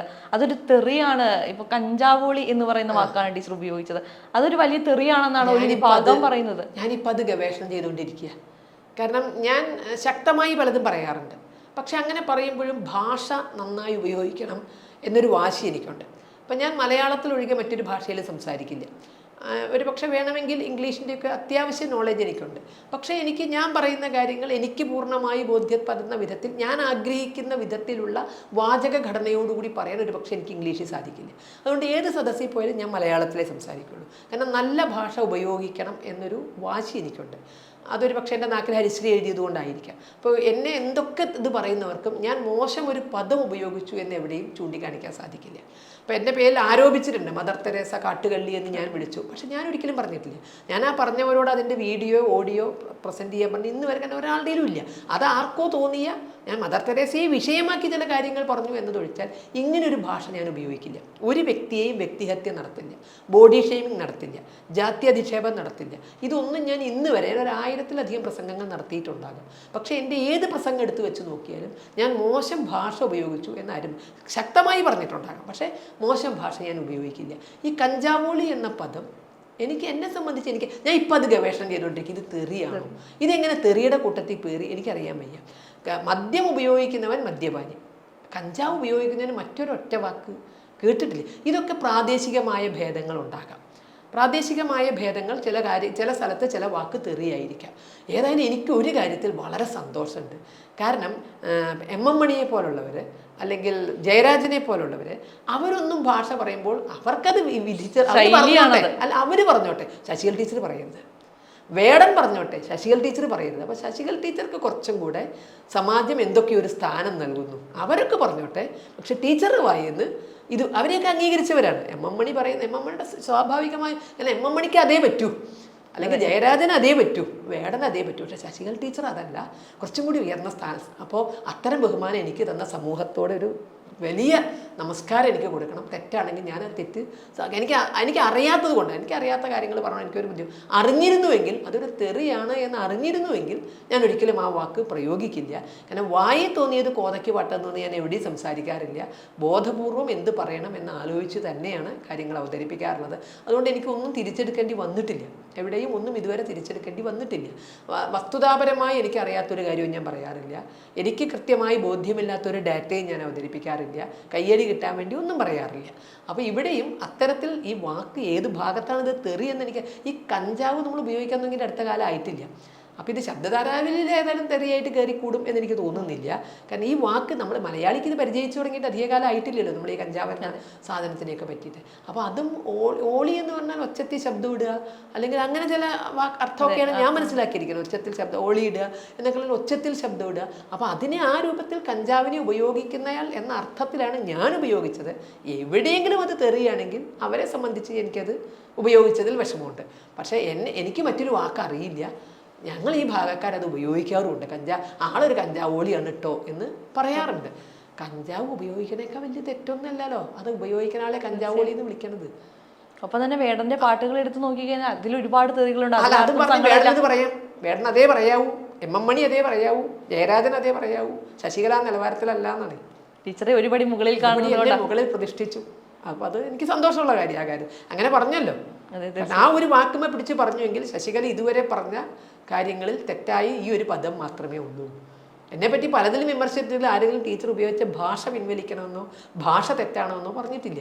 അപ്പോൾ എനിക്ക് ശ്രേഷ്ഠമായൊരു ഭാഷയെ പ്രയോഗിക്കാൻ കഴിയൂ, അതേ ഞാൻ പ്രയോഗിക്കാവൂ എന്ന് കേരളീയ സമൂഹം വിലയിരുത്തി എന്നതിൽ വളരെ സന്തോഷമാണ്. ഒപ്പം തന്നെ ഇപ്പോൾ വേടന്റെ പാട്ടുകൾ എടുത്തു നോക്കുകയാണെങ്കിൽ അതിൽ പറയുന്നത് പണ്ട് കാലത്ത് നമ്മുടെ നാട്ടിൽ ഇപ്പോൾ ഒരുപാട് കാലങ്ങൾക്ക് മുൻപേ നിലനിന്നിരുന്ന ചില വ്യവസ്ഥകളെ കുറിച്ച് എടുത്തു പറയുന്നുണ്ട്. ഇപ്പോൾ മറ്റേ കുണ്ടുകുത്തി കഞ്ഞി കൊടുക്കുന്നതിനെ കുറിച്ചിട്ട്, അതൊക്കെ ഒരുപാട് കാലങ്ങൾക്ക് മുൻപ് നമ്മുടെ നാട്ടിലുണ്ടായിരുന്ന സമ്പ്രദായങ്ങൾ. പക്ഷെ അതിൽ നിന്നൊക്കെ നമ്മൾ ഒരുപാട് മാറി, അല്ലെങ്കിൽ കേരളത്തിൽ വലിയ മാറ്റങ്ങൾ വന്നിട്ടുണ്ട്. പക്ഷെ ഇപ്പോഴും ആ പാട്ടിന് അത്രത്തോളം പ്രാധാന്യമുണ്ടെങ്കിൽ ഇവിടെ കേരളം മാറി മാറി ഭരിച്ച ഇടതു വലത് സർക്കാരുകളുടെ പോരായ്മയായിട്ടല്ലേ അതിനെ കാണേണ്ടത്? തീർച്ചയായും. പാളയെ കഞ്ഞി കുടിക്കില്ല, അതൊക്കെ നമ്മളൊരു കാലത്ത് കേട്ടതാണ്. പക്ഷെ ഇപ്പൊ 5 സ്റ്റാറിൽ ചെന്നാൽ പാളയെ കഞ്ഞി തരും. തീർച്ചയായും. ചട്ടിച്ചോറ്, പാളയക്കഞ്ഞി, ഇതൊക്കെ ഇപ്പോൾ 5 സ്റ്റാർ വിഭവങ്ങളായിട്ട് വരികയാണ്. അപ്പം ഇന്നത്തെ കാലത്താണ് ഇത്തരം കാര്യങ്ങൾ നമ്മൾ അന്ന് അങ്ങനെയാണ്, അല്ലെങ്കിൽ അത്തര കൊല്ലങ്ങൾക്ക് മുമ്പ് അങ്ങനെയാണ്. അപ്പോൾ ഇത് പറയുമ്പോൾ ഇപ്പോൾ എനിക്ക് തോന്നുന്നത് അതൊരു ട്രെൻഡാണ്. ഇപ്പോൾ ഞാൻ ഹൈസ്കൂൾ സോഷ്യൽ സ്റ്റഡീസ് ടീച്ചറായിരുന്നു ഞാൻ. അപ്പോൾ ആദ്യമൊക്കെ ഈ തിരക്ക് വരുന്നതിന് മുമ്പ് പേപ്പർ വാല്യുവേഷന് പോയിട്ടുണ്ട്. അപ്പോൾ ഈ പേപ്പർ വാല്യുവേഷൻ ഒരിക്കൽ പോയപ്പോൾ രസകരമായ ഒരു അനുഭവം എനിക്ക് തോന്നുന്നത്, എനിക്ക് തോന്നുന്നത് 510 പേപ്പറൊക്കെയാണ് അന്ന് നോക്കിയത്. അപ്പോൾ അതിലൊരു എസ്സേ ക്വസ്റ്റ്യൻ ചോദിച്ചിരുന്നു, സ്ത്രീകൾ നേരിടുന്ന സാമൂഹ്യ പ്രശ്നങ്ങൾ. പാഠപുസ്തകത്തിൽ പഠിപ്പിക്കാനുള്ളതാണ്. അതിൽ ചോയ്സും ഉണ്ട്. വേറൊരു ചോദ്യം ചേരിചേരാ നയത്തെ പറ്റിയുണ്ട്. പക്ഷെ എന്നെ അത്ഭുതപ്പെടുത്തിയത് 510 കുട്ടി സ്ത്രീകൾ നേരിടുന്ന സാമൂഹ്യ പ്രശ്നമാണ് എഴുതിയത്. ഒറ്റയാൾ പോലും കാരണം അവരെ സംബന്ധിച്ച് വളരെ എളുപ്പമുള്ള വിഷയമാണ്. അതിൽ ഞാൻ നോക്കിയപ്പോൾ അന്തം വിട്ടുപോയി. തലയിലെ ഈരും പേരും തൊട്ട് പൈപ്പിലെ തിരക്ക് വരെ സ്ത്രീ നേരിടും. ഇതൊന്നല്ല പാഠപുസ്തകത്ത് പറഞ്ഞത് കേട്ടോ. പക്ഷേ ഈ 510 ഒരു 95% കുട്ടികളും സതി എഴുതിയിട്ടുണ്ട്. സ്ത്രീകൾ നേരിടുന്ന സാമൂഹ്യ പ്രശ്നമായിട്ട് സതി എഴുതി. ഇവരെന്താ സതി എന്ന് അറിഞ്ഞിട്ടുണ്ടോ? കേരളത്തിൽ ഒരു കാലത്തും സതി ഉണ്ടായിട്ടില്ല. ഇന്ത്യയുടെ വടക്ക് പടിഞ്ഞാറൻ അതിർത്തി പ്രദേശങ്ങളിൽ കാലഘട്ടത്തിൽ ഇടയ്ക്ക് എപ്പോഴോ ചരിത്രപരമായൊരു കാരണം കൊണ്ട് വന്നതാണ്. അത് നിർമ്മാർജ്ജനം ചെയ്യുകയും ചെയ്തു. എന്നിട്ട് കുട്ടികളൊക്കെ എഴുതിയ പ്രശ്നത്തിൽ ഈ സതി വന്നിട്ടുണ്ട്. 4 ഭാര്യമാരിൽ ഒരാളായി കഴിഞ്ഞുകൂടുന്ന ഗതികേട് അവരിപ്പോഴും കാണുന്നുണ്ട്. ചിലപ്പോൾ അവരുടെ രക്ഷിതാക്കൾ അതിലൊന്നാവും. അവരെഴുതിയിട്ടില്ല. കഞ്ഞിക്ക് ഉപ്പ് കൂടിയാൽ എന്നെ ഞാൻ ഒഴിവാക്കിയിരിക്കുന്നു കേട്ടോ എന്ന് പള്ളിയിലേക്ക് കത്തയച്ചാൽ മതി. ഈ ഗതികേട് കുട്ടി എഴുതിയിട്ടില്ല. ഇവരെല്ലാം സതി എഴുതിയിട്ടുണ്ട്. അപ്പോൾ ഈ സനാതന ധർമ്മവുമായി ബന്ധപ്പെട്ടിട്ട് നിർമ്മാർജ്ജനം ചെയ്ത് കഴിഞ്ഞ കാര്യങ്ങളാണെങ്കിലും വേണ്ടിയില്ല, അത് പറയുന്നതിനൊരു മാർക്കറ്റുണ്ട്. അതുകൊണ്ടാണ് ഈ സതീമകരി പിടിച്ചത്. പാഠപുസ്തകത്തിലും ഇല്ല അത്. സാമൂഹ്യ വിപത്തിൽ സതിയില്ല. അത് പറഞ്ഞിരിക്കുന്ന തുല്യ ജോലിക്ക് തുല്യ വേതനം കിട്ടുന്നില്ല. അങ്ങനെയുള്ളൊരു 3-4 പോയിന്റാണ് പാഠപുസ്തകം. അത് പഠിച്ച കുട്ടികൾ എഴുതി. പഠിക്കാതെ ഈ കാറ്റുകയറ്റി വിടണവരുണ്ടല്ലോ, അവരെല്ലാം എഴുതിയത് ഈ സതീമക്കരിട്ടാണ്. അപ്പോൾ സനാതന ധർമ്മവുമായി ബന്ധപ്പെട്ട കാര്യങ്ങൾ എത്ര കാലം കഴിഞ്ഞാലും ചെന്നായ പറഞ്ഞ പോലെ നീയല്ലെങ്കിൽ നിന്നട തള്ള എന്ന് പറഞ്ഞാൽ അതിന് മാർക്കറ്റുണ്ട്. ഇപ്പോൾ ഇവിടെ ടിപ്പുവിൻ്റെ പടയോട്ടത്തിൽ അനുഭവിച്ചവരുണ്ട്, മാപ്പിള ലഹളയിൽ അനുഭവിച്ചവരുണ്ട്. നമ്മളോട് പറഞ്ഞാൽ അതൊക്കെ മറക്കണമെന്ന്. അതൊന്നും പാഠപുസ്തകത്തിൽ കേട്ടില്ല. അതൊന്നും ആരും ഇന്ന് എടുത്തു പറയില്ല. പറഞ്ഞ വർഗീയത പറഞ്ഞത് ആപത്താണ്, ജാതീയത പറഞ്ഞാൽ ആപത്തല്ല. അതെന്താ അങ്ങനെ വരുന്നത്? വോട്ട് ബാങ്ക് കൂടിയല്ലേ ജാതി? തീർച്ചയായും അതാണ് അതുമ്മലാണ് ഇത് കളി തുടങ്ങുന്നത് എന്നാണ് എനിക്ക് തോന്നുന്നത്. മറ്റൊന്ന്, സനാതന ധർമ്മത്തിന് എതിരെ പറയുമ്പോൾ അതിനെ ഡിഫെൻഡ് ചെയ്യാൻ സനാതനധർമ്മി പോലും ഭയന്നു പോകും. അയ്യോ, ഞാൻ പറഞ്ഞാൽ ഇപ്പം ഞാനും ആ കൂട്ടത്തിൽ പെട്ടുപോകും. നേരെ മറിച്ച് മറ്റുള്ളവർക്ക് അങ്ങനെ ഒരു ഭയമില്ല. അതുകൊണ്ട് തന്നെ ടിപ്പു നമ്മളെ അനുഭവിപ്പിച്ചതോ അതും അല്ലെങ്കിൽ മറ്റേ മുഗളന്മാരുടെയോ സുൽത്താൻമാരുടെയോ കാലത്തോ നമ്മൾ അനുഭവിച്ചതോ മാപ്പിള ലഹളയിൽ അനുഭവിച്ചതോ നമ്മൾ പൊതുവെ മൂടി വയ്ക്കും. കാരണം അതിന്ന് പറഞ്ഞാൽ നമ്മൾ വർഗീയവാദിയായി പോകും. നമ്മളെ പേടിക്കുന്നതാണ്. നേരെ മറിച്ച് ജാതീയത നമ്മൾ പറയുമ്പോൾ നമ്മൾ ആരൊക്കെ നമ്മൾ നവോത്ഥാന നായകനായി മാറുകയാണ്. ഞാൻ ഉന്നയിച്ചൊരു ചോദ്യമുണ്ട്. ഈ കുട്ടിക്ക് അധികം വയസ്സില്ല. അപ്പം എൻ്റെ ചെറിയ മകൻ്റെ വയസ്സ് പോലും ആ കുട്ടിക്കില്ല. എന്നേക്കാൾ 10 വയസ്സ് കൂടി എൻ്റെ മകനാണെന്നാണ് എനിക്ക് തോന്നുന്നത്. അപ്പോൾ ഈ കുട്ടി ഇത്തരം വിഷയങ്ങൾ അനുഭവിച്ചിട്ടുണ്ടെങ്കിൽ അഡ്രസ്സ് ചെയ്യണം. സംശയമില്ല. ആ കുട്ടി ജാതീയത അനുഭവിച്ചിട്ടുണ്ടെങ്കിൽ, ആ കുട്ടിയെ നിറം പറഞ്ഞ് ആരെങ്കിലും അപമാനിച്ചിട്ടുണ്ടെങ്കിൽ അത് അഡ്രസ്സ് ചെയ്യണം. ഞാൻ നല്ല വെളുത്തിട്ടാ അങ്ങനെയാണല്ലോ. കാരണം ഞാൻ കറുത്ത വർഗ്ഗക്കാരൻ്റെ പാട്ടിനെയാണ് ഇത്ര ഞാൻ പറഞ്ഞത്. അപ്പോഴും ഞാനൊന്ന് ആനന്ദിച്ചു. കാരണം ഞാൻ വെളുത്തിട്ടാവുകൊണ്ടാണല്ലോ. ഞാൻ വെളുത്തതെന്ന് സമൂഹം അംഗീകരിച്ചുവല്ലോ. കറുത്ത വർഗ്ഗക്കാരൻ്റെ പാട്ട് അല്ല, കറുത്തവൻ്റെ പാട്ട്. ശശികല നല്ല വെളുത്തിട്ടാണെന്നുള്ളപ്പോൾ പറഞ്ഞതിൻ്റെ അർത്ഥം ഞാൻ ഇപ്പോഴത്തേലും കറുത്തായിരുന്നു. മഷിക്കറുപ്പായിരുന്നു ഞാൻ കുട്ടിക്കാലത്ത്. ഇപ്പോൾ വെളുത്തു എന്നല്ല പറഞ്ഞത്, മഷിക്കറുപ്പായിരുന്നു. മെല്ലിച്ചൊരസ്ഥി കൂടെയായിരുന്നു. പക്ഷെ എന്നെ ആരും ബോഡി ഷെയ്മിങ് നടത്തിയതായിട്ടോ എന്നെ അങ്ങനെ നിറം പറഞ്ഞ് മാറ്റി നിർത്തിയതായിട്ടോ എൻ്റെ ധാരണയിലില്ല. അപ്പോൾ ഈ കുട്ടി അനുഭവിച്ചിട്ടുണ്ടെങ്കിൽ അയൽക്കാരെ ക്വസ്റ്റ്യൻ ചെയ്യണം. ഈ കുട്ടിയുടെ അയൽക്കാർ സമൂഹത്തിലെത്തണം. അവരിങ്ങനെ മുന്നോട്ട് പോകരുത്. ഇനി ഒരാളെ ഇത്തരത്തിലൊരു വിഘടനവാദിയാക്കി വളർത്തിയെടുത്തതിൽ ആ അയൽക്കാർക്ക് പങ്കുണ്ട്. ലൊക്കേറ്റ് ചെയ്യണം. ഈ ഹിരൺദാസ് എന്ന വ്യക്തി ജാതി അധിക്ഷേപമോ അല്ലെങ്കിൽ മറ്റേ നിറ അധിക്ഷേപമോ നേരിട്ടിട്ടുണ്ടെങ്കിൽ അത് കൃത്യമായി ആരാന്നറിയണം. കാരണം ഒരുപാട് പഴക്കമൊന്നുമില്ല. നൂറ്റാണ്ട് മുമ്പത്തെ കഥയൊന്നുമല്ല. മറ്റേ മുറിക്കാത്ത നങ്ങേലിയുടെ മുലമുറിക്കാത്ത നങ്ങേലിയുടെ കഥയൊന്നുമല്ല. ഇത് നമ്മൾ പാട്ടിൽ പാടി കേട്ടതൊന്നും അല്ല. ഇതിപ്പോൾ കുട്ടിക്ക് വളരെ കുറച്ച് പ്രായം, 30 വയസ്സേ ഉള്ളൂ. അപ്പോൾ ഒരു 10-15 വർഷത്തിന് മുമ്പ് ആ കുട്ടി അനുഭവിച്ച കാര്യങ്ങളാണ് ഈ പറയുന്നത്. കൃത്യമായി ലൊക്കേറ്റ് ചെയ്യണം. എവിടെയാണ് കുട്ടി വളർന്നത്, ആയതാണ് അയൽക്കാർ, ഏത് വിദ്യാലയത്തിലാണ് അദ്ദേഹത്തോട്. കാരണം DPEP പോലും വന്നിട്ടാ. DPEP തുടങ്ങിയ കാലത്താണ് എൻ്റെ ചെറിയ മകൻ പഠിച്ചത്. അതിനേക്കാൾ താഴെയാണ് ഈ കുട്ടി നിൽക്കുന്നത്. അപ്പോൾ DPEPക്ക് പോലും ശേഷമാണ് ആ കുട്ടി പഠിച്ചത്. ആ കുട്ടിയോട് ആരാണ് വിദ്യാലയത്തിൽ ജാതിയും നിറവും പറഞ്ഞ് മാറ്റി നിർത്തിയത്? അത് ഏത് അധ്യാപകനാണ്? സർവീസിൽ ഇപ്പോഴും സർവീസിലുണ്ടാവും, സംശയമില്ല. ആ കുട്ടി പഠിപ്പിച്ച ആൾ ഇപ്പോഴും സർവീസിലുണ്ടാവും. ടെർമിനേറ്റ് ചെയ്യണം സർവീസിൽ നിന്ന്. ജാത്യാധിക്ഷേപം കാണിച്ചിട്ടുണ്ടെങ്കിൽ, നിറത്തിൻ്റെ പേരിൽ മാറ്റി നിർത്തിയിട്ടുണ്ടെങ്കിൽ ആ അധ്യാപകനെ ടെർമിനേറ്റ് ചെയ്യണം. അത് പറയണം. അതല്ലാതെ സമാജത്തെ ഭിന്നിപ്പിക്കരുത്. എന്നെ ഇന്ന വ്യക്തി അല്ലെങ്കിൽ എന്നെ ഇന്ന നാട്ടുകാർ, ഇന്ന സുഹൃത്തുക്കൾ അല്ലെങ്കിൽ ഇന്ന വണ്ടിയിൽ പോകുമ്പോൾ നീ സീറ്റിലിരിക്കണ്ട എന്ന് പറഞ്ഞു. അങ്ങനെ പറഞ്ഞിട്ടുണ്ട്. ആളെ അറിയണം. അട്രോസിറ്റീസ് ആക്ട് അനുസരിച്ച് കേസ് ചാർജ് ചെയ്യണം അവർക്കെതിരെ. അതല്ലാതെ ഒരു സമൂഹത്തിൽ ഭിന്നിപ്പുണ്ടാക്കുകയാണ് ചെയ്യേണ്ടത്. തീർച്ചയായിട്ടും. ഒപ്പം തന്നെ ഇപ്പം നമുക്കറിയാം, കുറച്ച് ദിവസങ്ങൾക്ക് മുൻപ് പേരൂർക്കട പോലീസ് സ്റ്റേഷനുമായി ബന്ധപ്പെട്ടിട്ട് ഒരു പരാതി വരികയുണ്ടായി. ഒരു ദളിത് വിഭാഗത്തിൽ പെടുന്ന ഒരു സ്ത്രീ, ബിന്ദു എന്നാണ് അവരുടെ പേര്, അവരെ ഒരു മോഷണ കേസിന്റെ പേരിൽ അറസ്റ്റ് ചെയ്യുകയും അവരെ വലിയ രീതിയിൽ മാനസിക സമ്മർദ്ദം അവർക്ക് നേരിടേണ്ടി വരികയും, അത് നേരിടേണ്ടി വന്നത് ആരുടെ കയ്യിൽ നിന്നാണ്? പിണറായി പോലീസിന്റെ കയ്യിൽ നിന്നാണ്. പക്ഷേ അന്ന് ഇവിടെ ഉണ്ടായിരുന്ന ഇടതുപക്ഷ സർക്കാരിനോ അല്ലെങ്കിൽ ഇപ്പോൾ സമൂഹ മാധ്യമത്തിൽ വേടന് വേണ്ടി വാദിക്കുന്നവരോ ഈ സ്ത്രീക്ക് വേണ്ടി വാദിക്കുന്നത് കണ്ടില്ല. അല്ലെ, ഇവരുടെയൊക്കെ പുരോഗമനവും അല്ലെങ്കിൽ ആക്ടിവിസം ഒക്കെ അത് തരം പോലെയാണ്. ആളുവില, കല്ലുവില, നെല്ലുവില, പുല്ലുവില എന്നൊക്കെ ഒരു ഓരോരുത്തരുടെ തരമുണ്ട്. അതനുസരിച്ചാണിത്. ബിന്ദു കഞ്ചാവ് അടിച്ചിട്ടില്ലല്ലോ. ബിന്ദു കഞ്ചാവ് അടിച്ചിരുന്നെങ്കിൽ ഒരു പക്ഷേ ബിന്ദുവിന് വേണ്ടി ഇവർ പറയുമായിരുന്നു. ബിന്ദു ഒരു സാധാരണ സ്ത്രീയാണ്. അവരെ പുറകെ പോയിട്ട് എന്ത് കാര്യം? അത് ഒരു വീട്ടുവേലയ്ക്ക് നിൽക്കണ സ്ത്രീ. അയ്യോ, അതൊക്കെ നമുക്ക് അപമാനമല്ലേ? നമുക്ക് ക്ലാസ് കോൺഫ്ലിക്റ്റും പാവപ്പെട്ടവളെന്നൊക്കെ പറയാനേ പറ്റൂ. അത് പാവം ഒരു വീട്ടിൽ പണിക്ക് നിൽക്കുന്ന കുട്ടിയാണ്. ആ കുട്ടിക്ക് നീതി കിട്ടണമെന്നില്ല, നീതി കിട്ടിക്കോളുന്നില്ല. ഇവിടുത്തെ സാംസ്കാരിക നായകന്മാർക്ക് പ്രശ്നമില്ല. എനിക്കെതിരെ കേസ് കൊടുത്ത DYFI അവർ കൊടുക്കുവോ? ഒരു യുവജന നേതാവ് ഇവിടെ ജാതി പറഞ്ഞിട്ട് നിനക്ക് കുട്ടി ഉണ്ടാക്കി തരുമെന്ന് പറഞ്ഞു ഇല്ലേ? കേസെടുത്തുവോ? എനിക്കെതിരെ കേസ് കൊടുത്ത DYFI ഇവിടെ ഉണ്ടായിരുന്നല്ലോ. അവരുടെ കൂട്ടത്തിൽപ്പെട്ട ഒരാളോടാണ് പറഞ്ഞത്, ABVP കുട്ടികളോടല്ല പറഞ്ഞത്. അവരുടെ തന്നെ ഒരു സഖാവിനോടാണ് പറഞ്ഞത് കൊച്ചിനെ ഉണ്ടാക്കി തരും എന്ന് പറഞ്ഞു. കേസെടുത്തുവോ? ജാതി പറഞ്ഞുകൊണ്ടാണ് പറഞ്ഞത്. അപ്പോൾ ഇതൊക്കെ തരം പോലെയാണ്. അവരിത്തരത്തിലുള്ള എല്ലാ കാര്യവും തരം പോലെയാണ്. ആ ബിന്ദുവിൻ്റെ കാര്യത്തിലൊക്കെ കേവലം ഒരു ASI സസ്പെൻഡ് ചെയ്യുക മാത്രമാണ് ചെയ്തത്. അവരനുഭവിച്ച മാനസിക വ്യഥ എത്രയായിരിക്കും? കാരണം ഒന്ന് മോഷ്ടിച്ചുകൊണ്ട് മോഷ്ടാവെന്ന് പറഞ്ഞാൽ കുഴപ്പമില്ല, അങ്ങനെ മോഷ്ടിച്ചു എന്നൊരു പാപബോധം അവരിൽ നിൽക്കുന്നുണ്ട്. ഇത് മോഷ്ടിക്കാത്തവരെ മോഷ്ടാവ് എന്ന് പറയുമ്പോൾ വെറും ഒരു മോഷ്ടാവായവരെന്നെ കള്ളനെന്ന് വിളിച്ചാൽ കുഴപ്പമില്ല. ഇത് അതല്ലല്ലോ, ഇവർ മോഷ്ടിച്ചിട്ടില്ല. അപ്പം ഇത്തിരി നേരം കൊണ്ടാണ് അവർ ആത്മഹത്യ ചെയ്തിരുന്നെങ്കിൽ ആരാണ് ഉത്തരം പറയുക? അപ്പോൾ കുറച്ചുകൂടി സെൻസേഷണൽ അപ്പം എടുക്കാന്നുള്ള നിലയ്ക്കാണ് ഇവരെടുത്തത്. അപ്പോൾ തീർച്ചയായും ഇതൊക്കെ തരം പോലെ എടുക്കുന്നു. അതുകൊണ്ടാണ് ഇപ്പം പറഞ്ഞത്, ജാതിയാണ് കൺസേൺ എങ്കിൽ ബിന്ദുവിന് നീതി കിട്ടണമായിരുന്നു, സ്ത്രീയാണ് കൺസേൺ എങ്കിൽ ബിന്ദുവിന് നീതി കിട്ടണമായിരുന്നു. അപ്പോൾ അതൊന്നുമല്ല കൺസേൺ. ഇവിടെ ഹിരൺദാസ് VIP ആവണത് ഇതൊന്നുമല്ല പരിഗണിച്ചിരിക്കുന്നത് എന്നുള്ളതാണ് ഉറപ്പ്. മോദി ഒരു കപട ദേശീയവാദിയാണ് എന്ന് പറയുന്ന വേടനൊരു പാട്ടിൽ കൃത്യമായി മോദിയുടെ പേരെടുത്തുകൊണ്ടാണ് അത് പറയുന്നത്. ഇതിനെതിരെ ഇപ്പോൾ ഇന്ന് കേസ് എടുത്തിട്ടുണ്ട്. അതിന് 5 വർഷം എടുത്തു ആർക്കെങ്കിലും ഇതിനെതിരെ സംസാരിക്കാൻ, അതല്ലെങ്കിൽ ഇത് തിരിച്ചറിയാൻ എന്നുള്ളൊരു പ്രശ്നമില്ല. അതെന്ന് പറഞ്ഞാല് നമുക്ക് ആ വ്യക്തി ഒരു ഇരയില്ല. അതുകൊണ്ടാണല്ലോ 5 വർഷമായിട്ട് നമ്മൾ ഇതിൻ്റെ ഒന്നും പുറകെ പോയിട്ടില്ലല്ലോ. അന്നും ആ കുട്ടി കറുത്തിട്ടാണ്.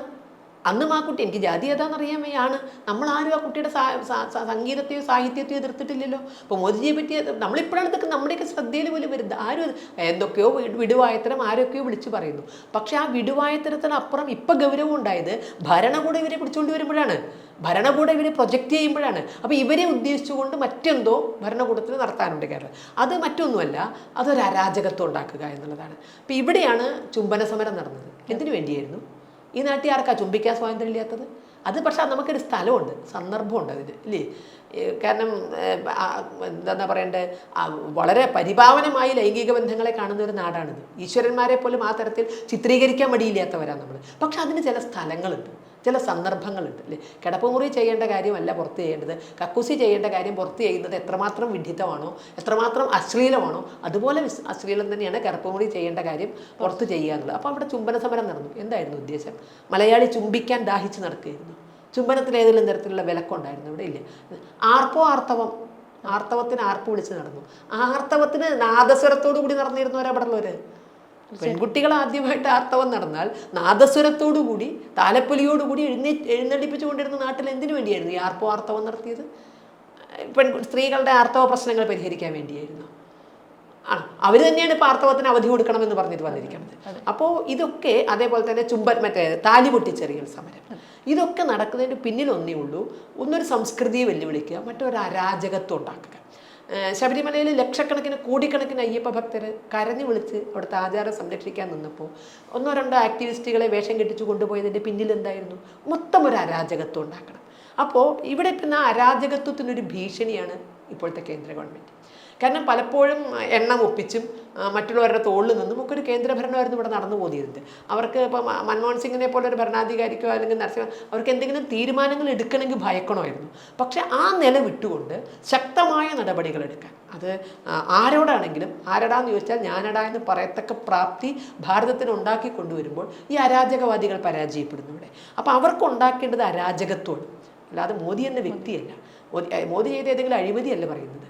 മോദി ചെയ്ത ഏതെങ്കിലും ഭരണപരാജയമല്ല നടത്തിയ ഭരണപരാജയമല്ല പറയുന്നത്, ഭരണത്തിൻ്റെ ഏതെങ്കിലും നെറികേടല്ല പറയുന്നത്. മോദി എന്ന വ്യക്തിയാണ് ടാർഗറ്റ് ചെയ്യുന്നത്. കപട കാരണം മോദിജി അധികാരത്തിലെത്തിയത് ദേശീയതയുടെ പേരിലാണ്.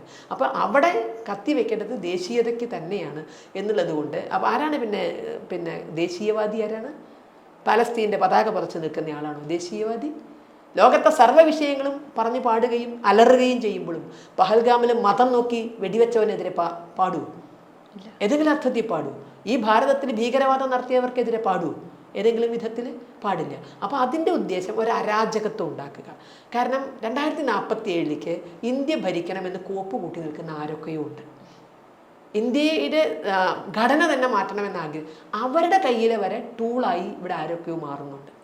കാരണം ഒന്ന് ചിന്തിച്ചാൽ മതി, യേശുദാസിൻ്റെ പാട്ടുകൊണ്ട് ഇവിടെ ആരെങ്കിലും നന്നായിട്ടുണ്ടോ എന്ന് ചോദിച്ചാൽ മൊയിലേരുണ്ട്.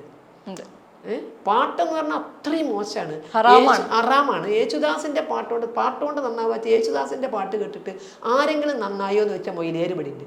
ആ മൊയിലാർക്കെതിരെ DYFI ഒന്നും പറഞ്ഞിട്ടില്ല. പാട്ട് ഇഷ്ടപ്പെടുന്ന ശശികലയ്ക്കെതിരെ പറഞ്ഞത്, പാട്ടിനെ അംഗീകരിച്ചു കൊടുക്കാൻ കഴിഞ്ഞാൽ എനിക്കെതിരെ പറഞ്ഞത്. ഈ മൊയിലിയാർക്കെതിരെ ഒന്നും പറഞ്ഞിട്ടില്ല. ഈ പാട്ട് അറാമാണെന്ന് പറയുന്ന മൊയിലിയാർ, അല്ലെങ്കിൽ വേദിയിലേക്ക് ഒരു പെൺകുട്ടി വരരുത് എന്ന് ശഠിക്കുന്ന വിഭാഗക്കാർ, അവരൊക്കെ മുന്നിലാണ് പെൺകുട്ടികൾ അടക്കമുള്ളവർ ചാടിത്തുള്ളി നിൽക്കുമ്പോൾ ഇവർ പ്രോത്സാഹിപ്പിക്കുകയാണ്. ഇവരൊക്കെ ഇപ്പോൾ ഹിരൺദാസിൻ്റെ ആളുകളാണ്. ശശികലയും NR മധുവൊക്കെ ഉള്ളു ഇപ്പുറത്ത്. ഇവരൊക്കെ പിന്നെ ഹിരൺദാസിൻ്റെ ആളുകളാണ്. അവർക്കിപ്പോൾ പാട്ട് ഹറാമല്ല, അതേ മറ്റേ ഹലാലാണ്. പാട്ട് ഹലാലാണ്, പെൺകുട്ടികൾ ചാടിക്കളിക്കുന്നത് ഹലാലാണ്, കഞ്ചാവടിക്കുന്നത് ഹലാലാണ്. അപ്പോൾ അതിൻ്റെ പിന്നിൽ എന്താണ് ഉദ്ദേശം? അവർക്കൊക്കെ ഈ രാഷ്ട്രം ഒന്ന് തകർന്ന് കാണണം. പാകിസ്ഥാൻ ആയുധമാണ് പ്രയോഗിക്കുന്നത്, തീവ്രവാദികളെയാണ് കയറ്റിവിടുന്നത്, നമുക്ക് തടയാം. പക്ഷെ ഇതിനകത്തുള്ള കാണാത്ത ശക്തികളാണ് ഈ രാഷ്ട്രത്തെ നശിപ്പിച്ചുകൊണ്ടിരിക്കുന്നത്. അത്തരത്തിൽ ആളുകളുടെ കയ്യിൽ അറിഞ്ഞോ അറിയാതെയോ കലാകാരന്മാരോ സാഹിത്യകാരന്മാരോ ആരൊക്കെയോ പോയി ഇരയാകപ്പെടുന്നുണ്ട്. അതാണ് വാസ്തവം. പക്ഷെ ഈ വേടന്റെ കാര്യത്തിൽ ഇപ്പോൾ വേടൻ ഹിരൺദാസ് എന്ന് ടീച്ചർ 2-3 വട്ടം പറഞ്ഞതുകൊണ്ട് ഹിരൺദാസ് എന്ന് പറയുന്നത് വേടന്റെ ശരിക്കുമുള്ള പേരാണെന്ന് എത്ര പേർക്ക് അറിയാം എന്നുള്ളൊരു വലിയ ചോദ്യമുണ്ട്. വേടൻ എന്ന ഐഡന്റിറ്റിയിലാണ് അദ്ദേഹം അറിയപ്പെടുന്നത്. പക്ഷേ വേടൻ എന്ന് പറയുന്ന ഒരു സമുദായമാണ്. ഞാൻ പറഞ്ഞു നമുക്കൊരു ടൈറ്റിൽ ഏത് ഉപയോഗിക്കാം. ഇപ്പോൾ മറ്റേ PC കുട്ടികൃഷ്ണൻ ഉറൂബ് എന്ന അപരനാമം എടുത്തിട്ടുണ്ട്, മറ്റേ സഞ്ജയൻ, ഇതൊക്കെ അതുപോലെ ഏതും എടുക്കാം, കുഴപ്പമൊന്നുമില്ല. പക്ഷേ അതൊരു സമൂഹത്തിൻ്റെ പേരാണെന്ന് ഓർക്കണമായിരുന്നു. തീർച്ചയായിട്ടും വേടൻ എന്നതൊരു സമൂഹത്തിൻ്റെ പേരാണ്. ഇപ്പം നമ്മൾ ഇത് പറയുമ്പോൾ വേടൻ വേടൻ വേടൻ എന്ന് പറയുമ്പോൾ കൊള്ളുന്നത് എവിടെയാണ്? ആ ഒരു സമൂഹത്തിനാണ് ശരിക്കും കൊള്ളുന്നത്. അപ്പോൾ അവിടെയാണ് ശരിക്കും കേസ് പോയി വേടർ മഹാസഭ കേസ് കൊടുക്കുന്നുണ്ടെന്ന് പറഞ്ഞു. കാരണം അവരുടെ പേരാണ് ദുരുപയോഗം ചെയ്തിരിക്കുന്നത്. ഇപ്പോൾ പിന്നെ ഏത് ജാതിയുടെ പേരായിക്കോട്ടെ, അത് മറ്റൊരാൾക്ക് ഇത്തരത്തിൽ മോശമായൊരു തരത്തിൽ ഉപയോഗിക്കാൻ അത് തൻ്റെ ടൈറ്റിലാക്കി മാറ്റാൻ പാടില്ല, തൻ്റെ അല്ലെങ്കിൽ തുലികാനാമമാക്കി മാറ്റരുത്. അപ്പോൾ അതുകൊണ്ട് അത് അത്ര ശരിയാണെന്ന് എനിക്ക് തോന്നുന്നു. അതുകൊണ്ടാണ് ഞാൻ ഹിരൺദാസ് എന്ന് പറഞ്ഞത്. ഞാൻ വേട സമൂഹത്തെ ബഹുമാനിക്കുന്നയാളാണ്. വേടർ മഹാസഭയുമായി ബന്ധമുണ്ട്. ഞങ്ങൾ ഇത്തരക്കാരുമായി ഞങ്ങൾ നിരന്തരം ബന്ധപ്പെട്ടുകൊണ്ടിരിക്കുന്നവരാണ്. അതുകൊണ്ട് അത്തരത്തിൽ പ്രയോഗിക്കരുത് എന്നുള്ളത് കൊണ്ട് തന്നെയാണ് ഹിരൺദാസ് എന്ന് തന്നെ പറയുന്നത്. ഒപ്പം തന്നെ ഇപ്പോൾ വേടനുമായി ബന്ധപ്പെട്ട വിഷയത്തിൽ വേടന് പിന്നിൽ ആര് എന്ന് പറയുന്ന വലിയൊരു ചോദ്യം പല ഭാഗങ്ങളിൽ നിന്നായി ഉയർന്നു വരുന്നുണ്ട്. എന്താണ് അവരുടെ ലക്ഷ്യം? ആ ലക്ഷ്യം ഞാൻ നേരത്തെ പറഞ്ഞതാണ്, അരാജകത്വം ഉണ്ടാക്കുക, രാജ്യത്തെ അസ്ഥിരപ്പെടുത്തുക, തീവ്രവാദികൾക്കും ഭീകരവാദികൾക്കും വളരാനുള്ള വളക്കൂറുള്ള മണ്ണാക്കി മാറ്റിക്കൊടുക്കുക. ഇവിടെ നമ്മൾ ഈ കേരളം നക്സലിസത്തിൻ്റെ മോശമായ രൂപം അനുഭവിച്ചത്. എൻ്റെയൊക്കെ കുട്ടിക്കാലത്ത് എനിക്ക് ഭയങ്കര പേടിയായിരുന്നു. കാരണം ഈ കോങ്ങാട് നാരായണൻകുട്ടി അദ്ദേഹത്തിൻ്റെ തല വെട്ടി ഗേറ്റിൽ വെച്ചാൽ ഞാനന്ന് കുട്ടിയാണ്. അപ്പോൾ നമ്മളൊക്കെ പേടിക്കുന്നത് ഇനി നമ്മുടെയൊക്കെ വീട്ടിൽ വരും. അപ്പോൾ അങ്ങനെ തലവെട്ട് രാഷ്ട്രീയം വരെ ഇവിടെ നടന്നിട്ടുണ്ട്. തലവെട്ടി ഗേറ്റിൻ്റെ പടിക്കൽ വെച്ചത് ഞങ്ങളുടെ ജില്ലയിലാണ്, ഈ കോങ്ങാടാണ് ഇത് നടന്നത്. അപ്പോൾ അത്തരം ഇതിനെയൊക്കെ അതിജീവിച്ചാണ് കേരളം വന്നത്. ഒരു പക്ഷേ എനിക്ക് തോന്നുന്നു പിന്നെ കെ കരുണാകരനെ പോലുള്ളവരുടെയൊക്കെ ശക്തമായ നടപടികൾ മൂലമാണ് അതിനൊരു പരിധിവരെ തടയിടാം. നമ്മൾ രാഷ്ട്രീയം ഏതായാലും ചില കാര്യങ്ങൾ പറഞ്ഞേ മതിയാവുള്ളൂ. അപ്പോൾ അത്തരം നക്സലിസത്തിനൊക്കെ ഒരു അട വെച്ചതിൻ്റെ പിന്നിൽ കെ കരുണാകരൻ്റെയൊക്കെ ശക്തിയുണ്ട് എന്നുള്ളതൊരു സത്യമാണ്. അങ്ങനെ നമ്മൾ അല്ലെങ്കിൽ അടക്കം വെച്ചിരുന്ന പലതും പുറത്തേക്ക് വരുന്നുണ്ടോ? ഇവരൊക്കെ കൂടി ഒരു അച്ചുതണ്ട് രൂപപ്പെടുന്നുണ്ടോ? ഇസ്ലാമിക തീവ്രവാദം, തീവ്ര ലെഫ്റ്റിസ്റ്റുകൾ, ഇവരൊക്കെ കൂടി ഒരു അച്ചുതണ്ട്. പണ്ടും ഇവർ തമ്മിലൊരു അച്ചുതണ്ടുണ്ട്. ഇവർ തമ്മിലുള്ള അച്ചുതണ്ട് മുമ്പും ഉണ്ട്. കാരണം ഇന്ത്യയിൽ കമ്മ്യൂണിസ്റ്റ് പാർട്ടി രൂപം കൊള്ളുന്നത് തന്നെ ഇത്തരം ചില സാഹചര്യങ്ങളിലാണെന്ന് നമുക്കറിയാം. അപ്പോൾ ഇവർ തമ്മിലുള്ള അച്ചുതണ്ട് പണ്ട് സജീവമാണ്. അപ്പോൾ അത് കേരളത്തിൽ ഭാരതത്തെ വിഘടിപ്പിക്കുക എന്ന ഉദ്ദേശത്തോടു കൂടി, അല്ലെങ്കിൽ ഇനി ഒന്നും പറ്റിയില്ലെങ്കിൽ ദക്ഷിണേന്ത്യയെ ഭാരതത്തിൽ നിന്ന് മുറിച്ചു മാറ്റുക എന്നുള്ള ഗൂഢലക്ഷ്യവുമായൊക്കെ പ്രവർത്തിക്കുന്നവർ ഇവരെയൊക്കെ ഇരയാക്കുന്നുണ്ട്. അവരൊക്കെ തന്നെയാണ് ഇവരുടെയൊക്കെ പിന്നിൽ. കാരണം ആ വരികൾ ശ്രദ്ധിച്ചാൽ അറിയാം. എനിക്ക് തോന്നുന്നു പ്രീ ഡിഗ്രിയോ മറ്റോ വിദ്യാഭ്യാസമൊന്നും വേണ്ട, കവിത എഴുതാൻ വിദ്യാഭ്യാസമൊന്നും വേണ്ട. കാരണം കാളിദാസൻ ഒന്നും പഠിക്കാതെയാണ് എഴുതിയിട്ടുണ്ടെന്നാണ് നമ്മൾ മനസ്സിലാക്കുന്നത്. വൈക്കം മുഹമ്മദ് ബഷീറിന് അക്ഷരങ്ങൾ ചിലത് കിട്ടിയിരുന്നില്ല എന്ന് അദ്ദേഹം തന്നെ പറയുന്നുണ്ട്. അതുകൊണ്ട് ഒരു പക്ഷേ കവിത എഴുതാൻ വിദ്യാഭ്യാസം വേണ്ട, അത് ജന്മസിദ്ധമായൊരു കഴിവാണ്. പക്ഷേ ഇൻ്റർനാഷണൽ കാര്യങ്ങളാണ് സംസാരിക്കുന്നത്. അതിലൊരു കവിത്വ ഗുണം ഉണ്ടോ എന്ന് എനിക്ക് തോന്നുന്നില്ല. കവിത്വ ഗുണം ജന്മസിദ്ധമായിരിക്കാം, പക്ഷേ ഇൻ്റർനാഷണൽ രാഷ്ട്രീയമാണ് അവിടെ പറയുന്നത്. ഇത് ഞാൻ PG കഴിഞ്ഞയാളാണ്, രാഷ്ട്രീയത്തിൽ നല്ലപോലെ ശ്രദ്ധിക്കുന്നയാളാണ്. എനിക്ക് വായനയില്ലാതെ പ്രസംഗങ്ങൾ നടത്താൻ സാധിക്കില്ല. എനിക്ക് പോലും ഇതിൽ പറയുന്ന ചില രാഷ്ട്രീയം എന്താണെന്നുള്ളത് നോക്കണം. എന്താണ് അവിടുത്തെ ആ രാഷ്ട്രത്തിൻ്റെ വിഷയം? അപ്പോൾ ഇത് ഒരു പ്രീ ഡിഗ്രി ഉള്ളൊരു കുട്ടി ഇത്തരം രാഷ്ട്രീയ കാര്യങ്ങൾ വളരെ ശക്തമായി പറയുന്നുവെങ്കിൽ ഒന്നുകിൽ എക്സ്ട്രാ ഓർഡിനറി ബ്രൈറ്റാണ് ആൾ, പ്രതിഭയാണ്, അല്ലെങ്കിൽ പ്രതിഭാധനനാണ് എന്നൊക്കെ നമുക്ക് പറയേണ്ടി വരും. അതല്ലെങ്കിൽ ഇത് എഴുതി കൊടുക്കുന്ന ആരോ ഉണ്ട്, ആരുടെയോ താല്പര്യങ്ങൾ ഇദ്ദേഹത്തിൻ്റെ വായിലൂടെ വരുന്നു എന്നാണ് എനിക്ക് മനസ്സിലാക്കുന്നത്. വേടൻ ഒരു പാട്ട് എഴുതാനെടുക്കുന്ന സമയം എന്ന് പറയുന്നത് മാസങ്ങളാണ്. വേടൻ തന്നെ അത് പലവട്ടം പല ഇൻ്റർവ്യൂകളിലായി പറഞ്ഞിട്ടുണ്ട്. അപ്പോൾ അതിൽ പറഞ്ഞു വെക്കുന്ന കാര്യങ്ങൾ, ഇപ്പോൾ ടീച്ചർ പറഞ്ഞതുപോലെ ഇൻ്റർനാഷണൽ വിഷയങ്ങളിലേക്ക് വരെ അത് പോകാറുണ്ടെങ്കിലും നമ്മുടെ ചുറ്റും നടക്കുന്ന പല വിഷയങ്ങളും മിണ്ടാറില്ല എന്നുള്ളതാണ്. ഇപ്പോൾ NR മധു സാറുമായി സംസാരിച്ച സമയത്ത് സാറ് പറയുകയുണ്ടായി, വയനാട്ടിലെ പാവങ്ങളെയോ അല്ലെങ്കിൽ മറ്റ് കേരളത്തിലെ പാവങ്ങളെയോ ഒന്നും വേടൻ കാണുന്നില്ലേ, എന്താണ് അവിടെ പോയി കാണാത്തത് എന്ന് ചോദിക്കുന്നുണ്ട്. അത്തരത്തിൽ നമ്മുടെ ചുറ്റും നടക്കുന്ന ഒരുപാട് പ്രശ്നങ്ങൾ, ഇപ്പോൾ റാപ്പ് എന്ന് പറയുന്ന സംഗീതം, അത് ആഫ്രിക്കൻ ഭാഗങ്ങളിൽ നിന്ന് വന്ന ഒരു രീതിയാണ്. അവിടെയുള്ള ആളുകൾ അവരുടെ ബുദ്ധിമുട്ടുകൾ പറഞ്ഞു വയ്ക്കാൻ ഉപയോഗിച്ചിരുന്നതാണെന്നാണ് പറയപ്പെടുന്നത്. അങ്ങനെയാണ് നമ്മുടെ നാട്ടിൽ ഇപ്പോൾ നടക്കുന്ന ഒരുപാട് പ്രശ്നങ്ങളുണ്ട്. ഇതെന്തുകൊണ്ട് ഈ പാട്ട് രീതി അതിന് ഉപയോഗിക്കുന്നില്ല എന്നുള്ളൊരു ചോദ്യം കൂടിയില്ലേ? തീർച്ചയായും. കാരണം അധസ്ഥിതരെയാണ് പറയേണ്ടത് എങ്കിൽ ആദ്യം പറയേണ്ടിയിരുന്നത് ഒരു നാഴി അരി മോഷ്ടിച്ചതിന് ക്രൂരമായി കൊല്ലപ്പെട്ട മധുവിനെ പറ്റിയാണ്. അതെ, മലപ്പുറം ജില്ലയിൽ ഒരു ഇതര സംസ്ഥാന തൊഴിലാളി ഇതേപോലെ മറ്റേ രാജേഷ് എന്താ എൻ്റെ പേര്, മാഞ്ചി അടിച്ചു കൊന്നു. അതിനെ പറ്റിയായിരുന്നു പറയേണ്ടിയിരുന്നത്. ഒരു ജോസഫ് മാഷിൻ്റെ കൈവെട്ടിയതിനെ പറ്റിയായിരുന്നു പറയേണ്ടിയിരുന്നത്. പറഞ്ഞിട്ടില്ല. എത്രയോ സ്ത്രീകൾ മൃഗീയമായി ഇവിടെ പീഡിപ്പിക്കപ്പെടുന്നു, അതിനെ പറ്റിയായിരുന്നു പറയേണ്ടിയിരുന്നത്, അല്ലേ? അതിനെപ്പറ്റി പറയാൻ വേറെ ആരെങ്കിലും ഉണ്ടോ? ഇൻ്റർനാഷണൽ രാഷ്ട്രീയമാണോ കേരളം ആദ്യം ചർച്ച ചെയ്യേണ്ടത്? നമ്മുടെ കാര്യങ്ങൾ പറഞ്ഞ് നമ്മളോടൊപ്പം നിൽക്കുമ്പോൾ നമ്മുടെ കാര്യങ്ങളല്ലേ ചിന്തിക്കേണ്ടത്. അപ്പോൾ അത് വരുന്നില്ല എങ്കിൽ അവിടെയൊക്കെ എന്തോ ഒരല്പം ദുർഗന്ധമുണ്ട് എന്നുള്ളത് പറയാതിരിക്കാൻ വയ്യ. എവിടെയോ എന്തോ ചീഞ്ഞ് നാറുന്നു. ഇനി വേടന്റെ വിഷയം എന്താകുമെന്ന് നമുക്ക് കാത്തിരുന്ന് കാണാം. എനിക്ക് തോന്നുന്നു എല്ലാവരും അതിൽ കൃത്യമായി ഇടപെടുന്നുണ്ട്. ടീച്ചർക്കെതിരെ വന്ന കേസ് അതിനെങ്ങനെ നേരിടാനാണ്? എനിക്ക് കാരണം എങ്ങനെയാണ് ആ കേസ് നിൽക്കുകയെന്ന് എനിക്കറിയില്ല. കാരണം ഞാനവിടെ 30 മിനിറ്റോളം നീണ്ട പ്രഭാഷണമാണത്. അതിനകത്ത് പട്ടികജാതി പട്ടികവർഗക്കാരുടെ OEC OBC വിഭാഗക്കാരുടെ ഇന്നത്തെ അവസ്ഥ, ഭരണകൂടം ശ്രദ്ധിക്കേണ്ടുന്ന അവസ്ഥ അക്കമിട്ട് നിരത്തിയാണ് സംസാരിച്ചത്. അതിന് പറഞ്ഞ 2 കാര്യം, പട്ടികജാതി പട്ടികവർഗ ഫണ്ട് ദുർവിനിയോഗം പറഞ്ഞു. നമ്മൾ ആ ഫണ്ട് പലപ്പോഴും വക മാറ്റുന്നു, ലാപ്സ് ആക്കുന്നു. അതിൻ്റെ കണക്കുകൾ 6500ഓളം കോടി രൂപയാണ് പട്ടികജാതി പട്ടികവർഗ വികസനത്തിന് ഉപയോഗിക്കേണ്ടത് ലാപ്സാക്കി കളഞ്ഞിരിക്കുന്നത്. ഗോത്രവർഗ കുട്ടികളുടെ ഇൻഷുറൻസ് പോലും നിർത്തിവെച്ചിരിക്കുന്നു. ഗവേഷണ വിദ്യാർത്ഥികൾക്ക് കഞ്ഞുടിക്കാൻ വഴിയില്ല എന്നാണ് പറയുന്നത്. പല കുട്ടികളും പഠനം നിർത്തിപ്പോകുന്നു. ഉന്നത വിദ്യാഭ്യാസത്തിന് 10% സംവരണം കിട്ടുമ്പോഴും അതിൽ ഈ മൊത്തം അഡ്മിഷൻ കിട്ടുന്നതിൽ 10-15% പാസ്സാവുന്നുള്ളൂ.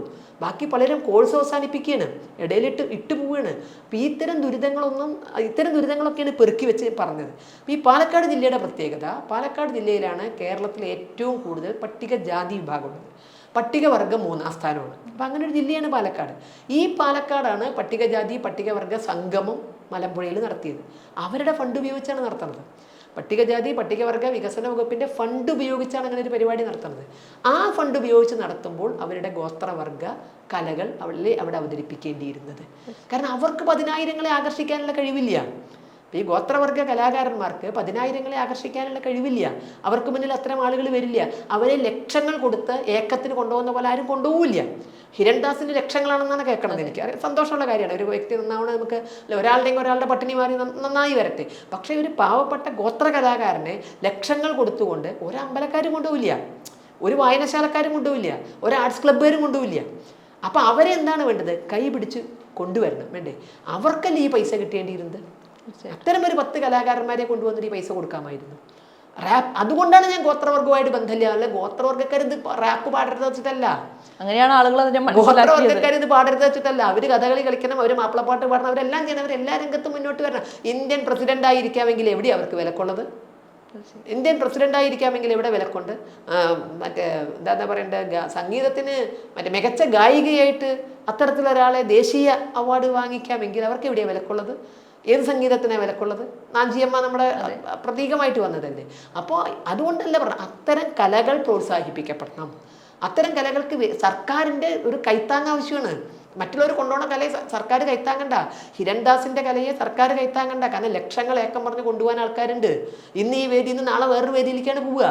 അപ്പോൾ അത് സർക്കാർ പരിരക്ഷ കൊടുക്കേണ്ട യാതൊരു കാര്യവുമില്ല. അപ്പോൾ പരിരക്ഷിച്ചാൽ മാത്രം നിലനിൽക്കുന്ന ഗോത്ര കലാരൂപങ്ങളുണ്ട്. അവ കൊണ്ടുവന്ന് പ്രത്യേകിച്ച് പാലക്കാട് പോലൊരു സ്ഥലത്ത് അത് അവതരിപ്പിക്കണം. ഇവിടെ പാലക്കാട് ഒരുപാട് ഇതുണ്ട്. പണ്ട് അയ്യങ്കാളിപ്പട നൂലുണ്ട വെച്ചിട്ട് കലക്ടറെ ബന്ദിയാക്കിയത് ഇവിടെയാണ്, സമൂഹത്തിന് വേണ്ടിയായിരുന്നു. അതുകൊണ്ട് ആ സമൂഹം എന്താ നേടിയത്? അപ്പോൾ അതുപോലുള്ള അവസ്ഥകളാണ് ഇപ്പോൾ ഇവിടെ ഉണ്ടാക്കുന്നത്. ഹിരൺദാസൊക്കെ ഉണ്ടാക്കുന്നതും അതുകൊണ്ടാണ് ഞാൻ പറഞ്ഞത് അവരെ അപമാനിക്കരുത്. അതിന് കൂട്ടുപിടിക്കുന്നതും അയ്യങ്കാളിയാണ്. അയ്യങ്കാളി എന്ന് പറഞ്ഞാൽ അവിടെ ഞാൻ അയ്യങ്കാളി എൻ്റെ സമൂഹത്തിൽ നിന്ന് ഒരു 10 BA-ക്കാരനെ ഉണ്ടായി കണ്ടിട്ട് എനിക്ക് മരിക്കണം എന്ന് പറഞ്ഞ ആളാണ്. ഞാൻ മരിക്കുന്നതിൻ്റെ ഒരു 10 BA-ക്കാർ ഞങ്ങളും പറഞ്ഞത് അത് തന്നെയാണ്. ആ BA-ക്കാർക്ക് കൊടുക്കേണ്ട ലംസം ഗ്രാൻഡ് എന്താ കൊടുക്കാത്തത്? ആ BA-ക്കാർക്ക് കൊടുക്കേണ്ട ട്യൂഷൻ ഫീസ് എന്താ കൊടുക്കാത്തത്? ആ BA-ക്കാർക്ക് കൊടുക്കുന്ന ഗ്രാൻഡ് എന്താ കൊടുക്കാത്തത്? അവരിട്ട് പോകണമെന്ന് വിചാരിച്ചിട്ടോ? അയ്യങ്കാളിയുടെ സ്വപ്നം സാക്ഷാത്കരിക്കരുതെന്ന് വിചാരിച്ചിട്ടോ? ഒരു 10 BA-ക്കാരെ എങ്ങനെ കാണാം? നമ്മുടെ മോഹം അവിടെയല്ല. അവർ ഗവേഷണത്തിലുണ്ടാകണം, അവർ വിദേശത്തെത്തണം, അല്ലേ? എത്തുന്നുണ്ടോ? ഇവിടുന്ന് വിദേശത്ത് പോയവരിൽ എത്ര ശതമാനം പട്ടികജാതി പട്ടികവർഗ്ഗക്കാരുണ്ട്? ഇവിടുത്തെ ഗവേഷണം പൂർത്തിയാക്കിയവരിൽ എത്ര ശതമാനം പട്ടികജാതി പട്ടികവർഗ്ഗക്കാരുണ്ട്? ഇത്തരം കാര്യങ്ങൾ നമ്മൾ അഡ്രസ്സ് ചെയ്യണ്ടേ? അപ്പോൾ അതിന് വിഘാതമാകുന്നു ഇത് എന്നുള്ള നിലയ്ക്കാണ് പറഞ്ഞത്. അവരെല്ലാം കളിക്കണം, അവരെല്ലാം പാടണം, അവർക്ക് അത്തരത്തിലുള്ള എല്ലാ വിധത്തിലുള്ള പിന്തുണയും കൊടുക്കാൻ തയ്യാറാണ് നമ്മളൊക്കെ. പക്ഷേ അതിൻ്റെ അർത്ഥം അവരുടെ ഫണ്ട് ഉപയോഗിച്ചുകൊണ്ട് ലക്ഷങ്ങൾ കൊടുത്ത് കൊണ്ടുപോകരുത്. അപ്പോൾ നമ്മളൊരു ആനയെ ഏക്കത്തിന് വിളിക്കുമ്പോൾ നമ്മളൊക്കെ എന്തുകൊണ്ടാണ് എതിർക്കണം? പലർക്ക് കിട്ടേണ്ടുന്ന പൈസ ഒരാനയുടെ ഉടമസ്ഥ കൊണ്ടുപോകണു, ലക്ഷങ്ങൾ കൊണ്ടുപോകണു എന്നുള്ളതുകൊണ്ടാണ് നമ്മളതിനെ എതിർക്കണം. അങ്ങനെയല്ല, കാരണം പല പേരെടുത്ത ആനയാണെങ്കിൽ ലക്ഷങ്ങളാണ് വില. അതുപോലുള്ള ഒരു എഴുന്നള്ളിപ്പല്ല സർക്കാർ പരിപാടിയിൽ നടത്തേണ്ടത്. ഒരു ആനയെ കൊണ്ടുവന്ന് നെറ്റിപ്പട്ടം കെട്ടി എഴുന്നള്ളിക്കുന്നത് പോലുള്ളൊരു എഴുന്നള്ളിപ്പല്ല.